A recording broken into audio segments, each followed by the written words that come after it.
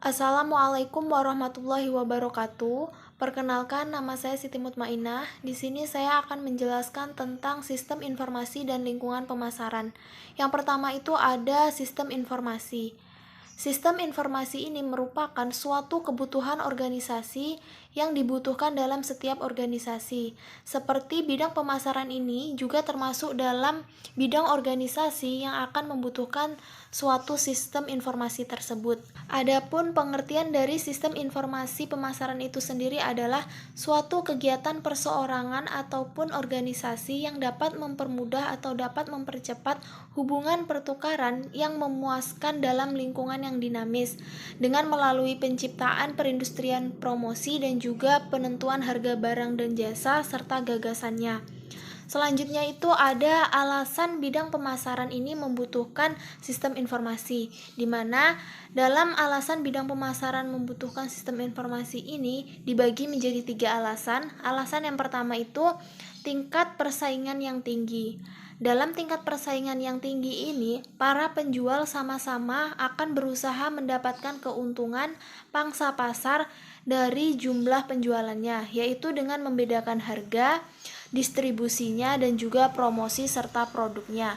Alasan yang kedua yaitu produk yang bervariasi, di mana dalam produk yang bervariasi ini setiap produk yang akan ditawarkan kepada konsumen ini banyak berbagai bentuknya, jenisnya, dan juga rupa, sehingga nantinya akan beraneka ragam jenis produk tersebut. Namun dari bermacam-macam jenis produk tersebut tetap ada selingan dari produk tersebut.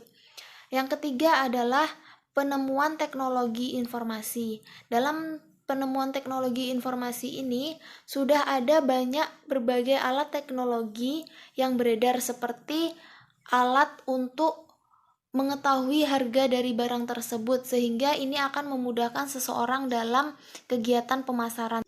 Selanjutnya itu ada komponen sistem informasi pemasaran. Dalam komponen sistem informasi pemasaran ini ada beberapa informasi, di mana informasi yang pertama adalah informasi internal. Informasi internal merupakan suatu laporan penjualan, analisa penjualan, dan juga biaya penjualan serta biaya permintaan, di mana kebanyakan data mentah itu sudah tersedia di dalam organisasi tersebut. Hanya saja data itu perlu diproses dan juga dianalisis kembali sehingga akan menjadi informasi yang lebih berguna. Informasi yang kedua adalah informasi eksternal.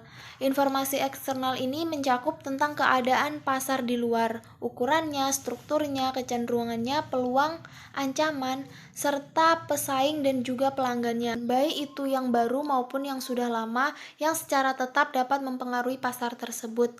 Nah, komponen yang ketiga adalah informasi posisi, di mana informasi posisi ini adalah menggabungkan informasi internal dan eksternal secara bersama-sama, seperti pada penjualan keseluruhan pasar tersebut untuk dihitung pangsa pasarnya.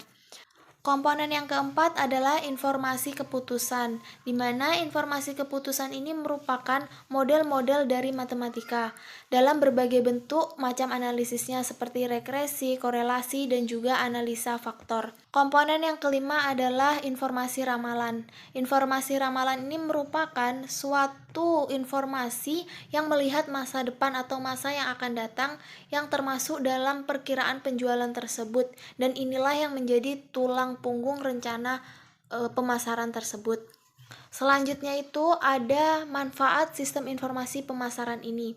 Manfaat sistem informasi pemasaran ini dibedakan menjadi 3. Yang pertama itu dapat mengetahui apa saja kebutuhan dari pelanggan. Karena dengan adanya sistem informasi dalam pemasaran ini, kita tahu kebutuhan dari para pelanggan tersebut apa-apa saja. Yang kedua adalah mengetahui perencanaan strategi yang lebih efektif dan efisien. Dengan sistem informasi ini, kita bisa mengetahui perencanaan yang lebih strategis untuk kemajuan dari pemasaran kita tersebut. Yang ketiga adalah mengetahui pesaing-pesaing yang akan mengancam perusahaan.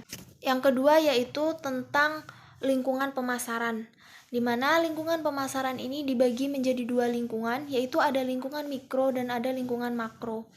Yang pertama itu lingkungan mikro. Lingkungan mikro ini merupakan faktor-faktor lingkungan di luar perusahaan yang akan memberi pengaruh secara langsung dan cukup kuat pada perusahaan. Sehingga dalam proses pengambilan keputusannya ini, pemasaran perusahaan ini akan mempengaruhi kemampuannya dalam melayani pelanggan. Dalam lingkungan mikro ini terdiri dari perusahaan, pemasok, perantara, pelanggan, pesaing, dan juga masyarakat. Yang kedua itu adalah lingkungan makro, di mana lingkungan makro ini merupakan kekuatan masyarakat yang lebih luas yang akan mempengaruhi seluruh lingkungan mikro pemasaran perusahaan tersebut, yang mempunyai pengaruh tidak langsung terhadap pemasaran tersebut, di mana lingkungan makro ini terdiri dari demografi, ekonomi, lingkungan alam, lingkungan teknologi, politik, serta lingkungan budaya. Sekian yang dapat saya sampaikan. Mohon maaf jika ada salah kata. Semoga bermanfaat. Akhiru kata, Assalamualaikum warahmatullahi wabarakatuh.